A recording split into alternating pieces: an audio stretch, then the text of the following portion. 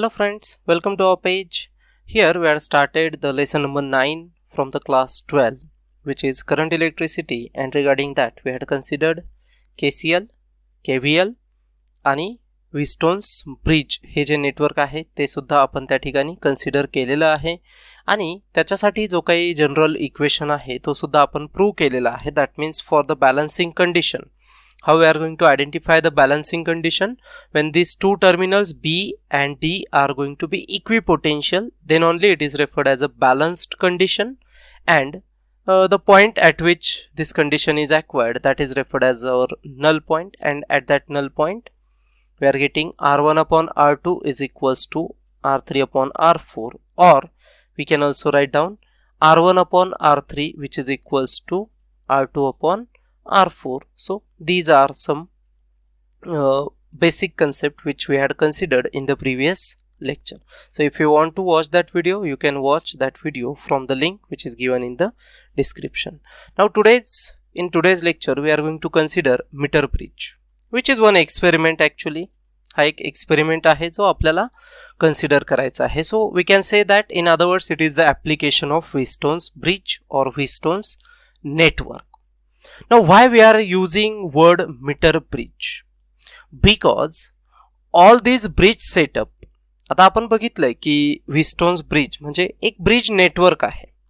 तर हे जे ब्रिज नेटवर्क आहे हे ज्या असेंब्ली मध्ये आपण फिट केलेला आहे, ज्या सिस्टीम वरती आपण फिट केलेला आहे, त्या सिस्टीमची लेंथ जी आहे ती 1 मीटर इतकी आहे. म्हणून त्या डिव्हाइसला आपण काय म्हणतो, ॲज अ मीटर ब्रिज म्हणतोय.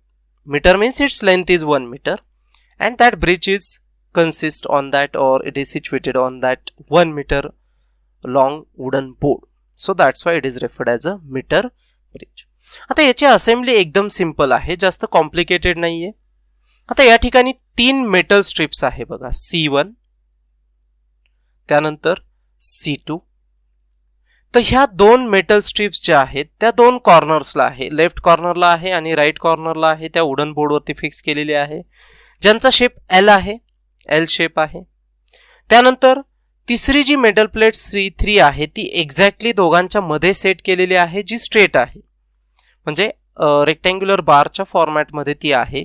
आणि ह्या तीनही मेटल स्ट्रिप्स ज्यावेळेस फिक्स केलेल्या आहेत त्या अशा फिक्स केलेल्या आहेत की त्या दोघींच्या मध्ये थोडासा गॅप आहे. मग जो डाव्या मेटल स्ट्रिपसाठी जो गॅप आहे त्याला आपण म्हणतो लेफ्ट गॅप, आणि राईट साइडची जी मेटल स्ट्रिप आहे तिच्यामध्ये जो गॅप आपण ठेवलेला आहे तिला म्हणणार आहे right gap. So here we are getting 2 gaps, left gap, right gap.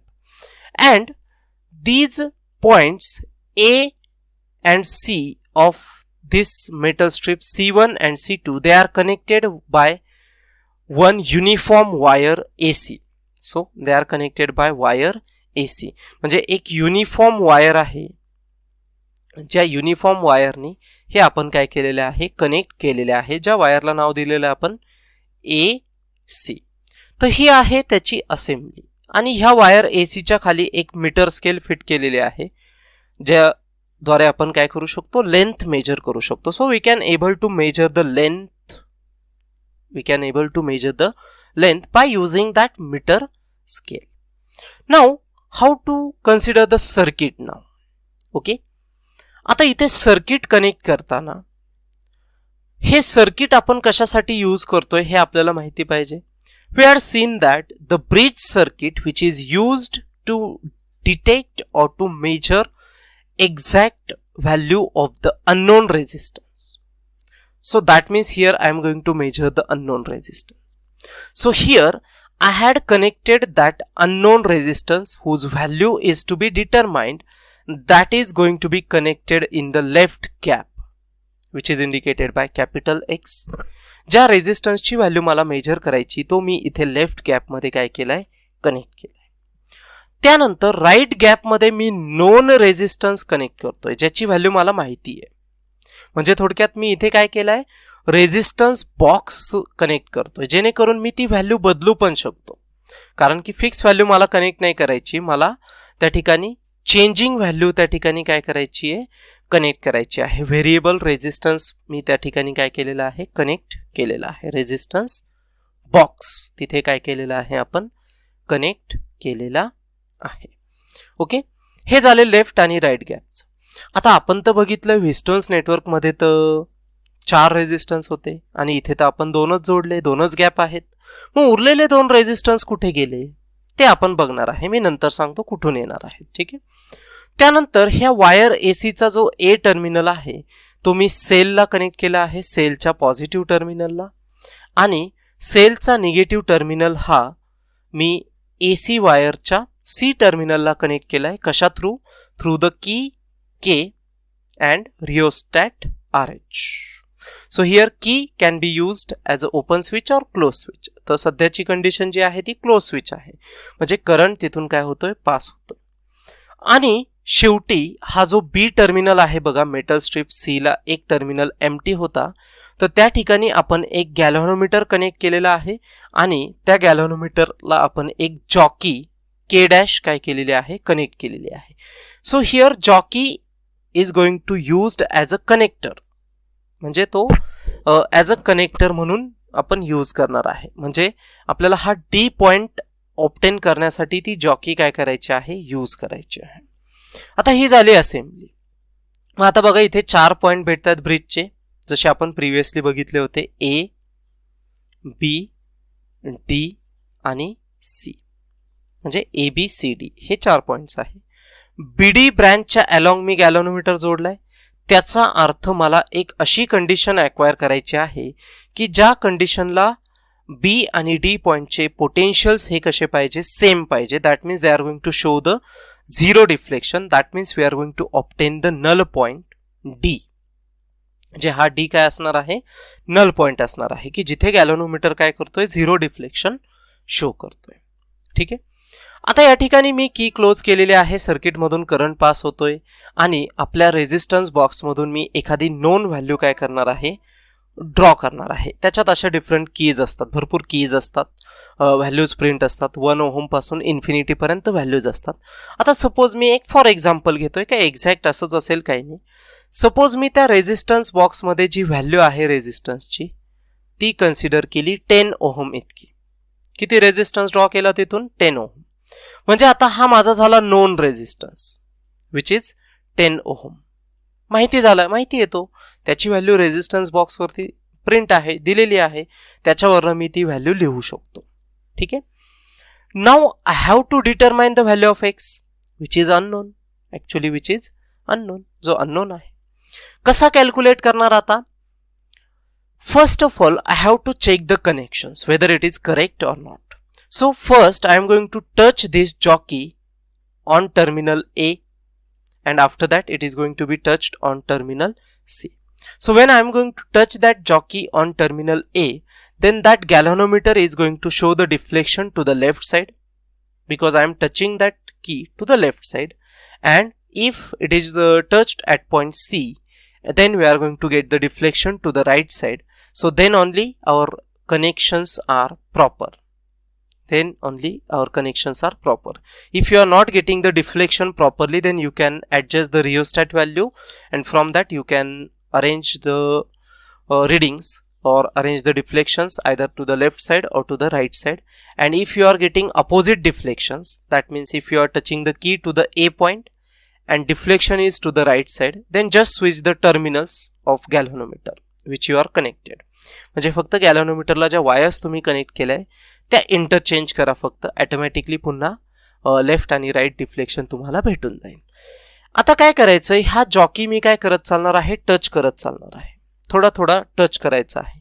A point पासून हळूहळू तो टच करत जाणार आहे आणि शेवटी मी तो जॉकी जो आहे तो डी पॉइंटला काय केलेला आहे टच केलेला आहे.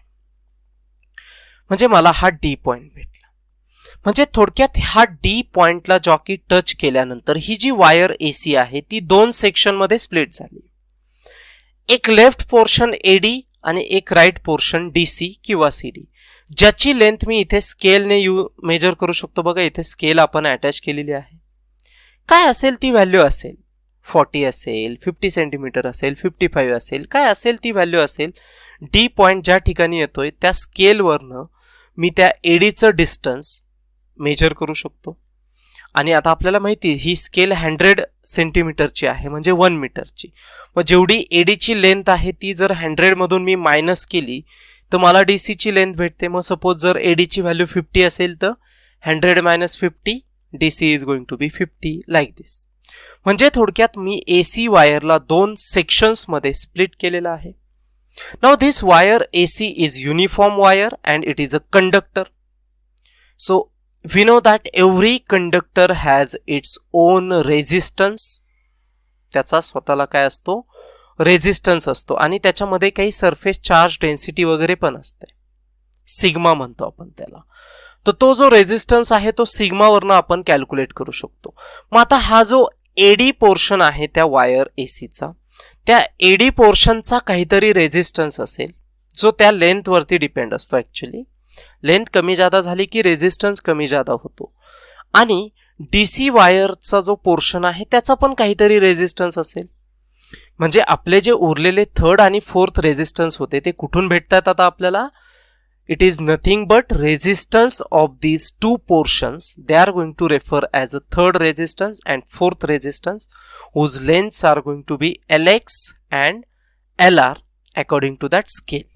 And these lengths are going to vary according to the balancing point. Exactly where we are getting the balancing point or what is the value of resistance we had drawn from that resistance box. Depending on these factors, this D point will be varied. It is not going to be fixed. So, hence X, R and resistances of wire AD and wire CD form the four arms of the Wheatstone's network, or they are forming the bridge of that Wheatstone's network. And then we are able to write that balancing condition. We are able to write that balancing condition. Okay. So what is the balancing condition? We are getting the null point. We are getting the null point. Or that potentials are same. VB and VD are going to be equal. So what will be the balancing point now according to Wheatstone's bridge? R1 upon R2 is equals to R3 upon R4. Okay, so here X is going to be R1, capital R is going to be R2. म्हणजे आता बघा X ला मी काय म्हणून घेतोय, as a R1 म्हणून घेतोय. So instead of R1 I am going to take X, then instead of R2 I am going to take capital R, then instead of R3 I am going to take the resistance of this wire AD whose length is LX, and R4 is going to be resistance of this wire DC whose length is going to be LR. So what will be the formula? R1 upon R2, that means X upon R, which is equals to resistance of wire AD of length LX divided by resistance of wire DC of length LR. ठीक आहे. आता resistance कसा calculate करतो आपण? ह्या resistance जी आहे wire एडीचा तो कसा कॅल्क्युलेट करणार? It's surface charge density into length of that component AD and divided by surface charge density into length of that component DC. आता इथे सिग्मा सिग्मा का यूज केला? तुम्ही म्हणाल इथे एडी आणि डीसी हे दोन पोर्शन आहे आणि मग सिम्बॉल आपण सेम का यूज केला सिग्मा? कारण की एडी आणि डीसी हे एकाच वायर एसीचे पोर्शन्स आहे, त्यामुळे त्यांची जी सरफेस चार्ज डेन्सिटी आहे ती बदलणार नाहीये, त्यामुळे ती सेम असेल आणि न्यूमरेटर डिनॉमिनेटरचा सेम फॅक्टर हा कॅन्सल होतो. त्यामुळे सिग्मा सिग्मा कॅन्सल झाला आणि काय भेटलं आपल्याला equation? X upon R is equals to LX upon LR. So we have to calculate the value of X. So therefore X is equals to, by transferring that R to the RHS, we are getting capital R into LX upon LR, which is the required equation to calculate that unknown resistance which is connected in the left gap. And we can also calculate it by using the formula X is equals to R into bracket LX upon 100 minus LX. कारण की total वायरची length 100 आहे. जर LX आपण major केला तर 100 मधून LX minus केल्यानंतर मला LR भेटणार आहे. म्हणजे तुम्हाला एक्झाम्पल मध्ये फक्त एकच लेंथ दिलेली असेल तर दुसरी लेंथ तुम्ही ऑटोमॅटिकली काढू शकता. और you can also calculate LX by using the formula 100 minus LR. तो पण फॉर्म्युला तुम्ही घेऊ शकता, काही अडचण नाही. सेम असणार आहे, काही फरक नसणार आहे. So in this way, by using the Wheatstone's bridge, we are able to use the Wheatstone's meter bridge to determine that unknown value x. We can able to determine the unknown value x by using these two formulas. X is equals to r into lx upon lr, or x is equals to r into lx upon 100 minus lx, or x is equals to r into 100 minus lr upon lr. That also formula will be accepted. So in this way, we are able to use the Wheatstone's meter bridge to determine the unknown resistance. Now, what are the errors which are going to be arise while using this meter bridge, and how to minimize them? I am using the word minimize, not removing, because in the 11th standard we are seen that zero error is not possible. Okay, zero error possible नाहीये, त्यामुळे ते फक्त आपण कमी करू शकतो, पूर्णपणे घालू शकत नाही. So if the wire is not uniform, then its resistance will not be proportional to its length. So there will be an error in the value of unknown resistance x. म्हणजे पहिली गोष्ट, जर वायर युनिफॉर्म नसेल तर तो sigma बदलतो, sigma बदलला तर रेजिस्टन्सची व्हॅल्यू बदलते, त्यामुळे x ची व्हॅल्यू सुद्धा बदलते. दुसरा प्रोबेबल एरर आहे at the ends A and C of the wire AC, where metal strips are connected, the contact resistances are developed. म्हणजे तो पोर्शन जर गंजला, रस्टिंग झालं वगैरे वगैरे, प्रॉपर कॉन्टॅक्ट नसेल, खूप रिझन्स आहे. प्रॉपर कॉन्टॅक्ट इस्टॅब्लिश होत नाहीये, कोटिंग निघून गेलेली आहे त्या मेटल स्ट्रिपची, रस्ट आहे तिथे, किंवा काही दुसरं एखादा कार्बन तिथे गॅदर झालेला आहे, तर त्यामुळे सुद्धा कनेक्शन प्रॉपरली होत नाही आणि एक्स ची व्हॅल्यू तिथे काय होते, बदलते. आणि लास्ट जो प्रोबेबल एरर्स आहे तो काय आहे, the ends of the wire may not be coincided with 0 and 100 centimetre mark on the metre scale. म्हणजे ती वायरचा जो ए एंड आहे तो एक्झॅक्टली 0ला पाहिजे आणि सी एंड हा एक्झॅक्टली 100ला पाहिजे. तसं नसेल तर तो सुद्धा एक एरर आहे. तर हे प्रोबेबल एरर्स तिथे मीटर ब्रिज यूज करताना येऊ शकतात. आणि आपण मग ते एरर कसे कमी करू शकतो? मग जर वायर युनिफॉर्म नसेल तर एरर डेव्हलप होतोय, मग जर वायर युनिफॉर्म यूज केली तर एरर डेव्हलप होणार नाही. So what will be the first way to minimize those errors? The wire used must be uniform. Okay, then the value of R should be chosen in such a way that the null point obtained near to the center of wire as possible. Exactly 50 ला नका येऊन देऊ, पण त्या 50 च्या थोडीशी close value आली पाहिजे नल पॉइंटची. सपोज 34 to 36 च्या रेंज मध्येच ती व्हॅल्यू ठेवा. जर ती 34 च्या आधी येते तर रेजिस्टन्स वाढवा, 66 च्या नंतर येते तर रेजिस्टन्स कमी करा. ह्या मॅनरने तुम्ही ते एरर घालू शकता. The experiment should be repeated by interchanging the position of X and R to minimise an error due to the contact resistances. म्हणजे एक्स आणि आरच्या पोझिशन इंटरचेंज करा. एक्सला लेफ्टच्या ऐवजी राईट गॅप मध्ये टाका. काय होणार आहे, एल एक्स आणि एल आर ची पोझिशन चेंज होईल, बाकीचं काही चेंज होणार नाही, फॉर्म्युला तोच राहणार आहे. The jockey should be tapped on that wire.